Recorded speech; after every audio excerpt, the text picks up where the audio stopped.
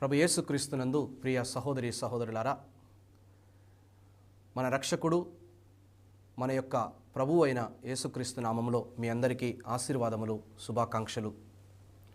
ఈ యొక్క దివ్యవాక్యు టీవీ ప్రేక్షకులందరికీ కూడా ఈ యొక్క వాక్య పరిచర్యకి మిమ్మల్ని ఆహ్వానిస్తూ ఉన్నాను.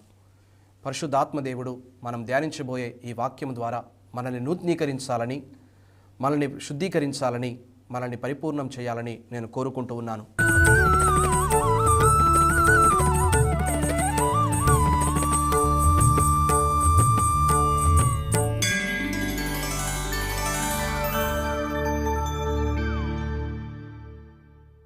మూడవ ఆగమన ఆదివారమున తల్లి తిరుసభ మనందరినీ కూడా ఆహ్వానిస్తూ ఉంది. బప్తిస్మ యోహాను వలె మనందరం కూడా ఒక వెలుగుగా ఉండాలని, బప్తిస్మ యోహాను వలె మనందరం కూడా యేసుక్రీస్తు ప్రభునికి సాక్షులుగా ఉండాలని చెప్పి మనల్ని పిలుస్తూ ఉంది. Are you ready to be a witness to Jesus? ముందుగా మనం మొదటి పట్టణానికి వెళ్ళినట్లయితే, మొదటి పట్టణంలో మనం యెషయా గ్రంథము నుంచి తీసుకోబడింది 61వ అధ్యాయము. ఇక్కడ రాబోయే మెస్సయ ఇజ్రాయేలీ ప్రజలని రక్షించటానికి, ఇజ్రాయేలీ ప్రజలని కాపాడటానికి, ఇజ్రాయేలీ ప్రజలకి రాజుగా ఉండటానికి పంపబడిన మెస్సయ ఎలాంటి గుణగణాలు కలిగి ఉంటాడో మనకు అక్కడ వర్ణింపబడింది. ఎందుకంటే 400 సంవత్సరాల పాటు ఇజ్రాయేలీ ప్రజలు అంధకారంలో జీవిస్తూ ఉన్నారు. బాబిలోనియా బానిసత్వం తరువాత ప్రియులరా, ఇజ్రాయేలీ ప్రజలకి వారికంటూ ఒక రాజు లేడు, ఒక నాయకుడు లేడు, ఒక ప్రవక్త లేడు, ఒక దీర్ఘదర్శి లేడు. వారిని దేవుని వాక్యము ద్వారా, దేవుని యొక్క సందేశంతో నడిపించగలిగే ఒక గొప్ప వ్యక్తి లేడు. వారందరూ కూడా ఈ 400 సంవత్సరాలు గ్రీకుల పరిపాలనలో మరియు రోమనుల పరిపాలనలో మ్రగ్గుచూ ఉన్నారు. దేవుడు ఇజ్రాయేలు ప్రజలకు మెస్సయాని పంపిస్తాడు. ఆ మెస్సయ ఈ యొక్క బానిసత్వము నుంచి, ఈ యొక్క బంధకాలన్నిటి నుంచి కూడా విడిపిస్తాడని చెప్పి ఎదురు చూస్తూ ఉన్నారు.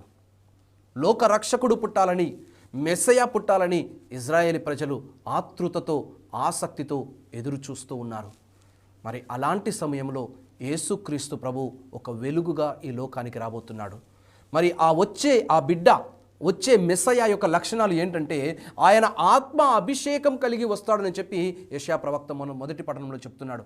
ఆ అభిషేకంతో వచ్చే వ్యక్తి పేదలకి సువార్తను బోధిస్తున్నాడు. అది ఏంటి సువార్త అంటే, దేవుడు మిమ్మల్ని ప్రేమిస్తూ ఉన్నాడు, తండ్రి మిమ్మల్ని ప్రేమిస్తూ ఉన్నాడు, మీరందరూ కూడా తండ్రికి, పరలోకానికి వారసులు అని చెప్పి ఆ యొక్క ఎవరైతే తిరస్కరింపబడ్డారో, ఎవరైతే సంఘము నుంచి, ఆ యొక్క మత ఉద్దేశాల నుంచి బహిష్కరింపబడ్డారో, ప్రియులారా మత ఆచారాల నుంచి బహిష్కరింపబడ్డారో, అలాంటి వారందరినీ కూడా యేసుక్రీస్తు ప్రభు మరలా తిరిగి తండ్రి యుద్ధకు తీసుకొని రావడానికి, వాళ్ళందరికీ కూడా సత్య సువార్తని, ప్రేమ సందేశాన్ని వాళ్ళందరికీ కూడా తీసుకొని వచ్చాడు.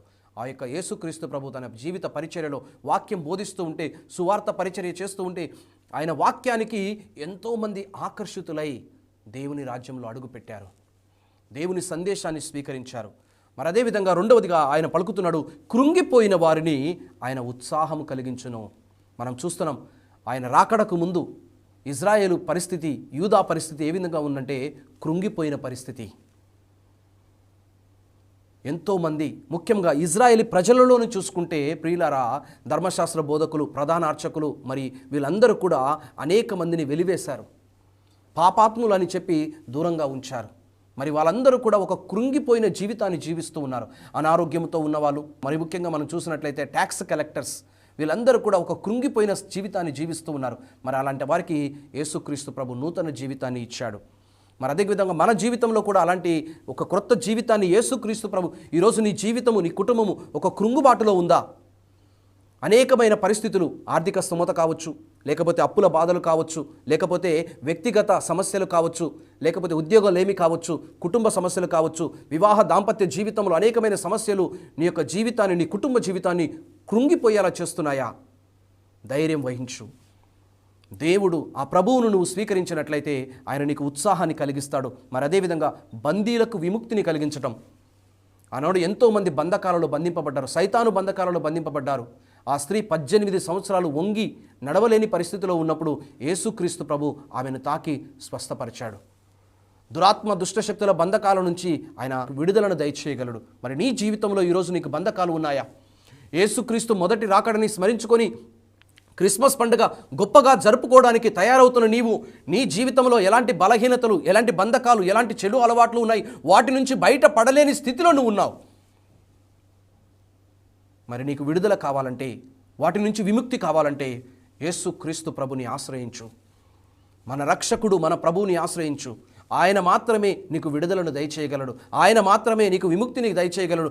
ఏ యొక్క బలహీనత నువ్వు ఆ బలహీనతలోంచి నీకు బయటికి రాలేను అని పరిస్థితిలో ఉన్నావు, ఆలోచనలో ఉన్నావో, ఆ ఆలోచనను కూడా తీసివేసి ప్రియులారా నీకు స్వేచ్ఛమైన స్వతంత్రమైన జీవితాన్ని, ఒక క్రొత్త జీవితాన్ని యేసుక్రీస్తు ప్రభువు నీకు ఇవ్వగలడు. అతనికి అసాధ్యమైనది ఏది కూడా లేదు. ఏ చెరలోనైతే ఉన్నావో ఆ చెర నుంచి ఆయన నిన్ను విడిపిస్తాడని చెప్పి మనం వాక్యములో చదువుతున్నాం ప్రియులారా. అంటే ఈ మెస్సయ ఎలాంటి అభిషేకంతో ఎలాంటి క్రియలు చేయబోతున్నాడో రానున్న మెస్సయ గురించి యెషయా ప్రవక్త ముందుగానే ప్రవచించాడు. ఈ ప్రవచనము లూకా సువార్త 4వ అధ్యాయంలో యేసుక్రీస్తు ప్రభు ఆ యొక్క గ్రంథాన్ని తీసుకొని చదివినప్పుడు నేడు మీ ఎదుట ఇది నెరవేరింది అని చెప్పి వాళ్ళందరికీ కూడా తెలియపరిచాడు. మరి అలాంటి మెస్సయ్య మనకి రాబోతూ ఉన్నాడు ప్రియ సహోదరి సహోదరులారా. మరి అదేవిధంగా ఈనాటి 2వ పఠనంలోనికి మనం వెళ్ళినట్లయితే పునీత పౌలు గారు తెస్సలోనిక సంఘానికి రాసిన లేఖలో ఆ తెస్సలోనిక సంఘాన్ని ప్రోత్సహిస్తున్నాడు. ఎందుకు ప్రోత్సహిస్తున్నాడంటే యేసుక్రీస్తు రాకడకై మనం చూస్తున్నాము 5వ అధ్యాయము 23వ వచనంలో మనకు వాక్యం పలుకుతూ ఉంది. దేవుడు మిమ్ము పరిశుద్ధులనుగా చేయునుగాక, మన ప్రభువగు యేసుక్రీస్తు వచ్చు నాటికి మీ ఆత్మ, మీ ప్రాణం, మీ శరీరం సమస్తమును వ్యక్తిత్వమును దోషరహితము అనొచ్చునుగాక. అంటే యేసుక్రీస్తు రాకడకై నువ్వు సిద్ధపడాలి. పౌలు గారు ప్రార్థన చేస్తున్నారు. ఏమని? నీ మనస్సు, నీ ఆత్మ, నీ శరీరము, నీ ప్రాణము, నీ వ్యక్తిత్వం కూడా సమస్తము కూడా పరిశుద్ధముగా ఉండాలి. యేసుక్రీస్తు రాకడకై నీవు ఎలా సిద్ధపరచుకోవాలో పౌలు గారు మనకు తెలియచేస్తున్నారండి. మరి అదేవిధంగా ఆ సంఘాన్ని కోరుతున్నాడు, మీరు అన్ని వేళలయందు సంతోషిస్తూ ఆనందిస్తూ ఏ పని చేసినా కానీ ప్రార్థనలో ఉండండి అని చెప్పి సర్వదా ప్రార్థింపుడు, సర్వ అవస్థలయందును కూడా కృతజ్ఞులై ఉండుడు. దేవుని పట్ల కృతజ్ఞతాభావం కలిగి ప్రార్థనా జీవితాన్ని అలవర్చుకొని సంతోషంతో ఆనందంతో మీరు జీవించాలి అని చెప్పి ఆయన పలుకుతూ ఉన్నాడు. దేవుని యొక్క ఆత్మక్రియలను అడ్డగించకుండా, ప్రవచనాన్ని అడ్డగించకుండా సమస్తాన్ని పరీక్షిస్తూ మంచిని మాత్రమే చేయమని, చెడును అన్ని విధాలైన అన్ని రకాలైన చెడును విడనాడమని పౌలు గారు కోరుతున్నారు ఆ సంఘాన్ని. మరి ఈరోజు యేసుక్రీస్తు మహోత్సవ పుట్టినరోజును జరుపుకోవడానికి సిద్ధపడబోతున్న నీవు ప్రియ సహోదరుడా, ప్రియ సహోదరి, చెడును విడనాడడానికి, పాపమును విడనాడడానికి నువ్వు సంసిద్ధంగా ఉన్నావా? ఎందుకంటే వాక్యము చాలా స్పష్టంగా తెలియచేస్తుంది. యోహాను సువార్త 3వ అధ్యాయము 19వ వచనంలో దేవుని వాక్యము ఈ విధంగా పలుకుతుంది. ఆయన వెలుగుగా ఈ లోకానికి వచ్చాడు, కానీ మనుషులు వెలుగు కంటే చీకటినే ఎక్కువగా ప్రేమించారు. వెలుగులోనికి రావటానికి, వెలుగుతో నింపబడడానికి ఆనాటి ప్రజలు నిరాకరించారు. మరి నీ జీవితం ఎలా ఉంది? యేసుక్రీస్తు ప్రభువు ఈ లోకానికి ఒక వెలుగుగా వస్తున్నాడు. మరి ఆ వెలుగుతో నింపబడి నీ జీవితంలో ఉన్న చీకటిని, అంధకారాన్ని తొలగించడానికి నువ్వు సిద్ధపడుతున్నావా? లేక నాకు ఈ చీకటి జీవితమే చాలు, నేను ఈ పాపంలోనే జీవిస్తాను, నేను ఈ అంధకారంలోనే జీవిస్తాను అని చెప్పి ప్రియులారా ఆధ్యాత్మిక జీవితాన్ని నువ్వు నిర్లక్ష్యం చేసి అదే అంధకారంలో జీవించడం కొనసాగిస్తావా? ప్రియ క్రైస్తవుడా, మేలుకో, మేలుకో. ప్రభు వాక్యము నిన్ను ఆహ్వానిస్తుంది. దుష్ట క్రియలు, చెడు క్రియలు వదిలిపెట్టి పరిశుద్ధమైన జీవితానికి దేవుని వాక్యము నిన్ను ఆహ్వానిస్తుంది. మరి ఆ క్రియలని నువ్వు విడిచిపెడతావా? దేవుని వాక్యం పలుకుతూ ఉంది. యెషయా గ్రంథము 9వ అధ్యాయము 2వ వచనము 3వ వచనంలో వాక్యం చూస్తున్నాము. జెబులూను, నప్తాని మండలములలో ఉన్న ప్రజలు, అంధకారములో ఉన్న ప్రజలు ఒక వెలుగును చూశారు, ఒక వెలుగును చూశారు. అవును ప్రియ సహోదరి సహోదరులారా, ఈరోజు నీ జీవితము ఒక అంధకారమయమై ఉంటే యేసుక్రీస్తులో వెలుగును కనుగొనటానికి, వెలుగును చూడటానికి నువ్వు సిద్ధంగా ఉన్నావా? God is coming to you to fill you with light. వెలుగుతో నింపాలని, జీవముతో నింపాలని నిన్ను ఒక నూతనమైన వ్యక్తిగా మార్చాలని చెప్పి ఆ ప్రభువు అయిన యేసుక్రీస్తు ఈ లోకానికి రాబోతూ ఉన్నాడు. ఇదిగో నేను ద్వారము చెంత నిలిచి ఉన్నాను, తలుపు తట్టుచున్నాను, నీ హృదయ ద్వారము తెరిచినట్లయితే నేను లోపలికి ప్రవేశిస్తాను. ఆ యేసుక్రీస్తు ప్రభు ఆయన వెలుగు నీ జీవితంలో, నీ కుటుంబంలో ప్రవేశించడానికి, ద్వారము తెరవడానికి నువ్వు సిద్ధంగా ఉన్నావా? ఆలోచించుకో. ఎందుకంటే ఈరోజు మంచి చెయ్యాలంటే చాలామంది వెనుకాడుతున్నారు. మంచిగా పరిశుద్ధంగా జీవించాలంటే it is a great challenge. ఎంతో ప్రయాసతో కూడుకున్నది. మంచి వ్యక్తిత్వం కలిగి మంచి పనులు చేసి దేవుని కోసం జీవించాలంటే ఎంతో ప్రయాసతో కూడుకున్నది. ఎందుకంటే ఈ లోక వ్యవహారాలన్నీ కూడా మనల్ని చెడు వైపే ఆకర్షిస్తున్నాయి, కానీ మంచి వైపు ఆకర్షించటం లేదు. లోక విలువలు చూడండి, ఈ లోక విలువలన్నీ కూడా ప్రియులారా, ఈవెన్ కథోలిక క్రైస్తవ దేశాలన్నీ కూడా పరిశుద్ధ గ్రంథ విలువలన్నింటినీ వదిలిపెట్టి ఈ లోక విలువలని ప్రేమిస్తూ ఉన్నారు. అంధకారం వైపు ప్రయాణం చేస్తూ ఉన్నారు, చీకటి వైపు ప్రయాణం చేస్తూ ఉన్నారు, చెడు వైపు ప్రయాణం చేస్తూ ఉన్నారు, మంచిని చాలా తక్కువగా ప్రేమిస్తూ ఉన్నారు. మరి ప్రియ సహోదరుడా, మరి నీ విషయం ఏంటి? నీ విషయం ఏంటి? నీ వ్యక్తిత్వము, నీ ప్రాణము, నీ యొక్క ఆత్మ, నీ శరీరము సమస్తము కూడా యేసుక్రీస్తు వచ్చు నాటికి దోషరహితముగా ఉండాలి అని పౌలు గారు పలుకుతున్నారు. నీ వ్యక్తిత్వం, నీ శరీరం, నీ ప్రాణం, నీ మనస్సు, అంటే మనం టోటల్ మనిషి. మరి ఇలా జీవించాలంటే ఎంతగా మనం లోబడి జీవించాలి. ఇలా జీవించినప్పుడే బప్తిస్మ యోహాను వలె నీవు కూడా యేసు ప్రభుని దగ్గరికి ఇతరులని నడిపించగలుగుతావు. You can point others to Jesus. ఏ విధంగా బప్తిస్మ యోహాను వెలుగుకు సాక్ష్యం ఇచ్చి ఇతరులని ఆ వెలుగు యొద్దకు నడిపించాడో నీవు కూడా ఆ విధంగా వెలుగు యొద్దకు నడిపించగలుగుతావు. మరి ఇప్పుడు ఒక చిన్న విరామం తీసుకొని మరి బప్తిస్మ యోహాను ఏ విధంగా వెలుగుకి సాక్ష్యంగా జీవించాడో ఈ విరామం తర్వాత మనం తెలుసుకుందాం.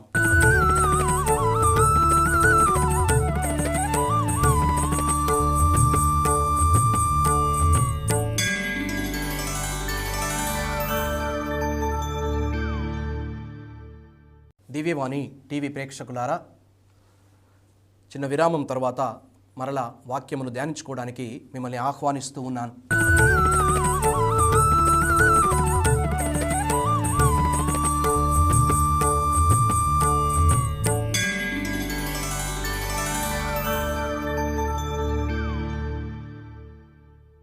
ఈనాటి సువార్త మొదటి యోహాను సువార్త నుంచి తీసుకొనబడింది. మొదటి అధ్యాయంలో మనం చూస్తూ ఉన్నాం. బప్తిస్మ యోహాను యేసుక్రీస్తునికి సాక్ష్యం ఇవ్వటానికి, యేసుక్రీస్తుని ఈ లోకానికి పరిచయం చేయడానికి దేవుడు ఆయనను పేరు పెట్టి పిలుచుకున్నాడు. దేవుడు ఆయనని ప్రత్యేకంగా ఎన్నుకొని ఉన్నాడు. క్రీస్తుకి సాక్ష్యం చెప్పటానికి, క్రీస్తును పరిచయం చేయటానికి. ఎందుకంటే మనం వాక్యములో గమనించి ఉన్నట్లయితే ప్రియులారా, ఆయన అక్కడ వాక్యం పలుకుతుంది, నేను వెలుగునకు సాక్ష్యం ఇవ్వటానికే వచ్చాను, కానీ నేను వెలుగును కాదు అని చెప్పి బప్తిస్మ యోహాను పలుకుతూ ఉన్నాడు. You knew what he was.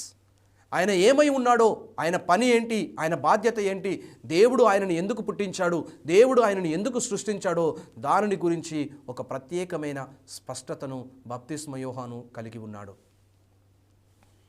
మరి నీ ఉనికి ఏంటి? నువ్వు ఎవరు? దేవుడు నిన్ను ఎందుకు సృష్టించాడు? దేవుడు నిన్ను ఎందుకు ఎన్నుకున్నాడు? దేవుడు నిన్ను ఎందుకు తన బిడ్డగా మార్చుకున్నాడు? మరి దీనిని బట్టి నీకు బప్తిస్మ యోహాను వలె స్పష్టత ఉన్నదా? Do you have a clarity about your life and purpose? మరి ఈ విషయాన్ని బప్తిస్మ యోహాను గురించి ఈరోజు మనం చదువుకోబోతున్నాం. అది ఏ మనం వాక్యంలో చదువుతున్నాం. యోహాను సువార్త మొదటి అధ్యాయం 9వ వచనంలో, అది ఏ నిజమైన వెలుగు, ఆ వెలుగు లోకమునకు వచ్చి ప్రతి మానవునకు వెలుతురును ఇచ్చుచున్నది. అతడు ఆ వెలుగునకు సాక్ష్యమే వచ్చనే కానీ అతడు మాత్రము ఆ వెలుగు కాదు అని చెప్పి మనకు వాక్యం పలుకుతూ ఉంది. ప్రియ సహోదరి సహోదరులారా, మరి ముఖ్యంగా ఈరోజు మనము ఈ యొక్క బప్తిస్మ యోహాను గురించి ధ్యానిస్తూ ఉన్నప్పుడు ప్రియులారా, అతని యొద్దకి ధర్మశాస్త్ర బోధకులు కానీ పరిసయ్యులు కానీ కొంతమంది యూదులని ఆయన దగ్గరికి పంపించారు.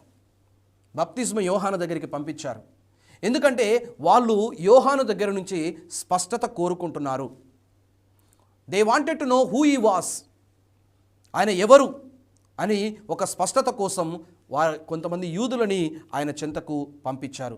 మరి బప్తిస్మ నువ్వు నేను మన జీవితంలో యేసుక్రీస్తుని ఇతరులకి పరిచయం చేయడానికి, లేకపోతే ఇతరులని యేసుక్రీస్తు వైపు నడిపించడానికి, to point others to Jesus మనము స్పష్టత కలిగి ఉండాలి. నేను ఎవరిని కాను. ఎందుకంటే బాప్తిస్మ యోహాను ఆయన ఒక స్పష్టత కలిగి ఉన్నాడని చెప్పి మనం చూస్తున్నాము.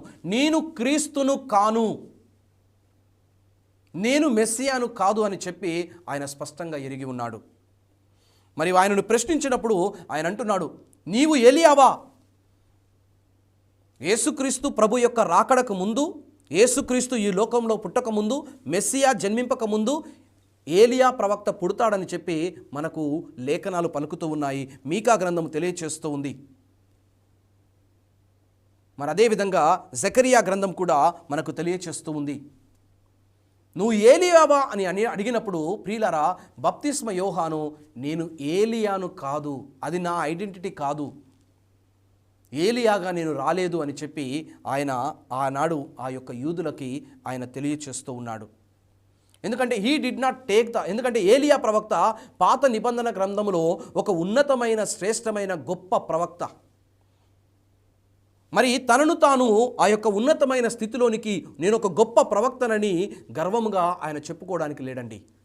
మనం బప్తిస్మ యోహానులో మొదటిగా గమనించే గుణము తగ్గింపుతనము, వినమ్రత, విధేయత అని చెప్పి మనం చూస్తున్నాం. మరి అదేవిధంగా వాళ్ళు ఏలియా కాదు అని ఈయన తిరస్కరించాడో అప్పుడు మళ్ళా అడుగుతున్నారు ఆ యూదులు, నీ ఒక ప్రవక్తవా?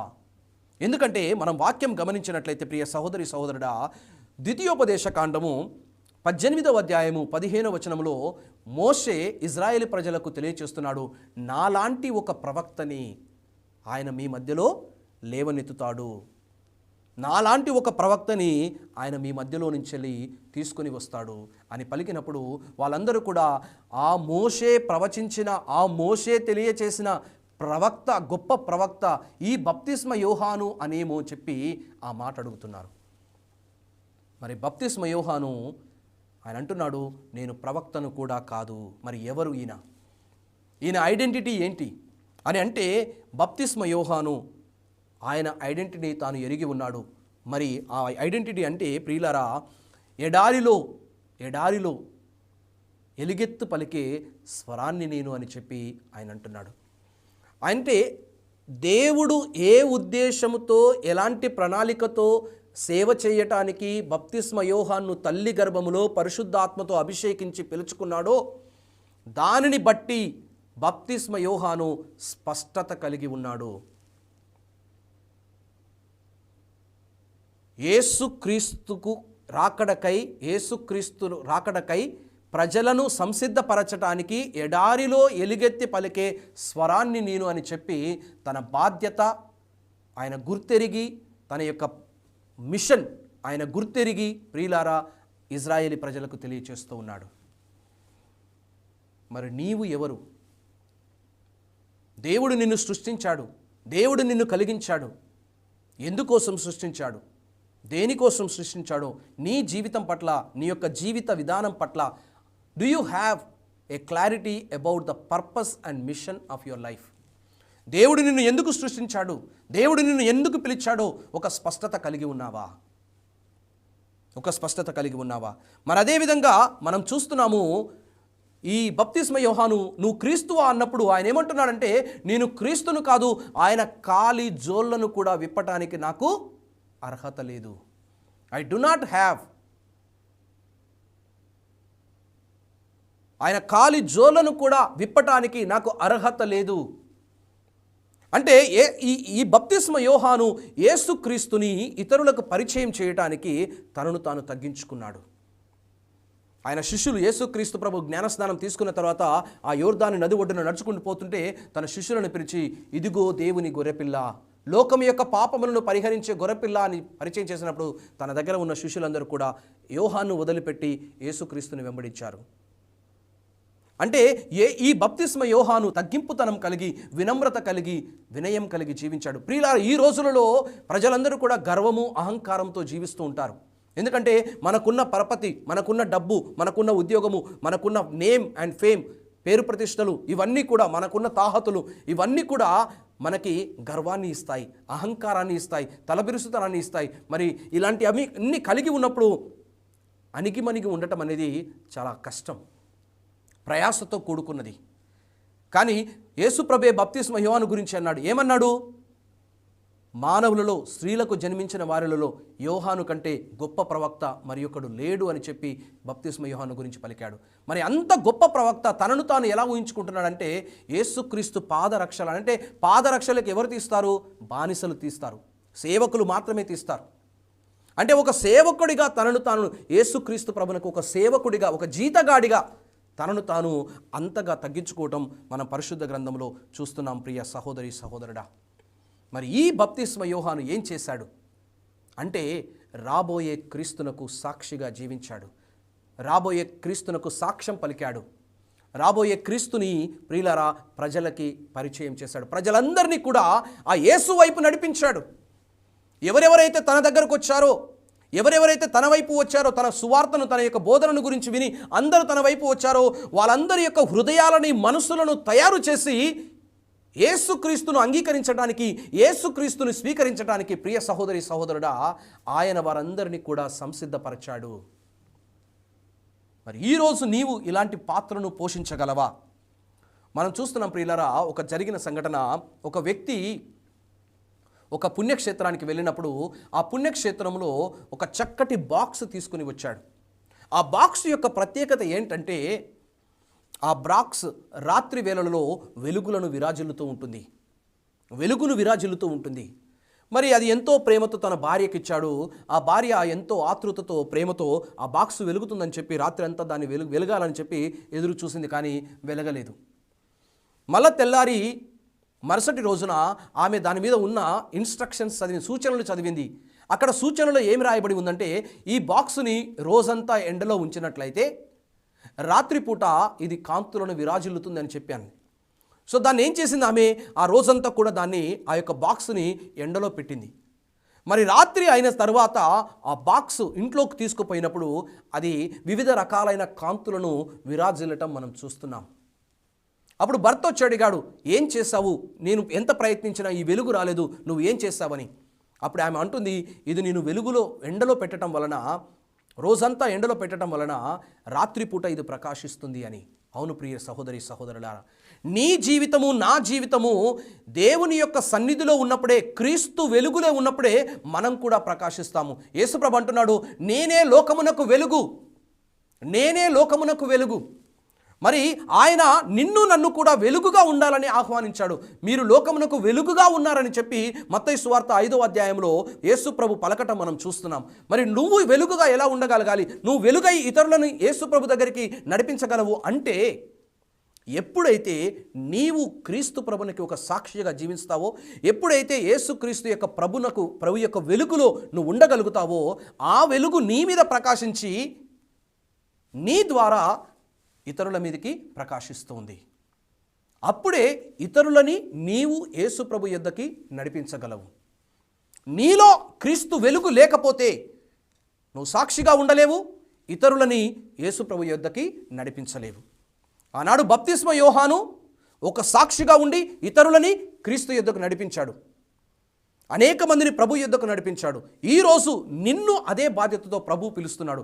నీవు వెలుగుగా ఉండి ఇతరులని యేసు ప్రభు యొద్దకు నడిపించాలి. మరి ఇలా ఉండాలంటే నువ్వు గుర్తుపెట్టుకో, 2వ పట్టణంలో పౌలు గారు చెప్పినట్లుగా నీ మనస్సు, నీ శరీరము, నీ ఆత్మ, నీ ప్రాణము, నీ సమస్త వ్యక్తిత్వము దోషరహితముగా ఉండాలి. నీవు చెడును విడనాడాలి. చెడును ప్రేమిస్తే ఆత్మ, శరీరము, మనస్సు, వ్యక్తిత్వము, ప్రాణము దోషంతో నింపి ఉంటే నీలో ఆ వెలుగు ఉండదండి. నువ్వు వెలుగుగా జీవించలేవు, ఇతరులని క్రీస్తు ప్రభు యొద్దకు నడిపించలేవు. మరి ఈరోజు ఇవన్నీ కూడా, నీలో ఉన్న చెడును తొలగించి క్రీస్తుకు వెలుగుగా జీవించడానికి నువ్వు సిద్ధంగా ఉన్నావా అని ప్రశ్నించుకో. ఒక నిమిషం మౌనంగా ఉండి ప్రార్థన చేసుకుందాం. మా ప్రియమైన పరలోక తండ్రి, యేసుక్రీస్తును ఈ లోకమునకు వెలుగుగా పంపించి ఉన్నావు. ఆ వెలుగుకు సాక్ష్యం ఇవ్వడానికి బప్తిస్మ యోహానును నీ సేవకుడుగా, నీ ప్రవక్తగా ఎన్నుకున్నావు. వినమ్రత కలిగి, తగ్గింపుతనం కలిగి ఈ బప్తిస్మ యోహాను యేసుక్రీస్తు ప్రభుని లోకానికి పరిచయం చేశాడు. అనేక మందిని తన సాక్షిభూతమైన జీవితం ద్వారా ఆ వెలుగు యుద్ధకు నడిపించాడు. ప్రభువా, మేము కూడా మాలో ఉన్న చెడుని, మాలో ఉన్న దుష్టత్వాన్ని తొలగించుకొని ఆ క్రీస్తు వెలుగుతో నింపబడి ఇతరులను క్రీస్తు యుద్ధకు నడిపించగలిగే కృపా అనుగ్రహాలను మాకు దయచేయమని మేము ప్రార్థిస్తూ ఉన్నాం. ఈ మా ప్రార్థన మా నాథుడైన యేసుక్రీస్తు ద్వారా అడిగి వేడుకొనుచున్నాము తండ్రి. Amen. Praise the lord. Hallelujah. సర్వశక్తిగల సర్వేశ్వరుడు పిత, పుత్ర, పరిశుద్ధాత్మ మనందరినీ ఆశీర్వదించి దేవుని యొక్క ప్రేమతో, వెలుగుతో నింపి నడిపించునుగాక.